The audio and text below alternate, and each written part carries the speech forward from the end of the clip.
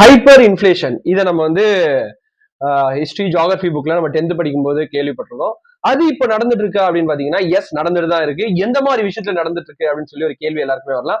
S என்னன்னா குடும்ப நடத்துறவங்க இல்ல கணவன்மார்கள் இல்ல வந்து மனைவிமார்கள் இல்லைன்னா வந்து இந்த ப்ரொவிஷனை வந்து மாசம் மாசம் வாங்குறவங்களுக்கு இந்த ஒரு பர்டிகுலரான விஷயம் நல்லாவே தெரியும். பொதுவா அரிசி பருப்பு விலை எல்லாமே வந்து பொறுமையா ஏறிட்டு தான் இருக்கு. பட் இந்த மாசம் லாஸ்ட் மாசத்துக்கும் வந்து டிஃபரன்ஸா இருக்க ஒரு மிகப்பெரிய விஷயம், 250 ரூபாயில இருந்த ஒரு பூண்டோட விலை, ஒரு கிலோ பூண்டோட விலை இந்த மாசம் 500 ரூபாய் வரைக்கும் ஏறி இருக்கு. என்ன காரணம் அப்படின்னு பாத்தீங்கன்னா UP and Maharashtra northern states தான் மெயினா வந்து பூண்டை வந்து அதிகமா விளைவிக்கிறவங்க. அங்க இருந்து வர வேண்டிய 400ல இருந்து 500 டன்ஸ் ஆஃப் பூண்டு வராம வெறும் அந்த இடத்துல 40ல இருந்து 50 டன்ஸ் ஆஃப் பூண்டு தான் வந்திருக்கான். இது மாதிரி வந்து நார்மலா பூண்டோட விலை வந்து 200 ரூபாய்க்கு வரதுக்கு இன்னும் 2-3 மாசமாச்சும் ஆகுமா?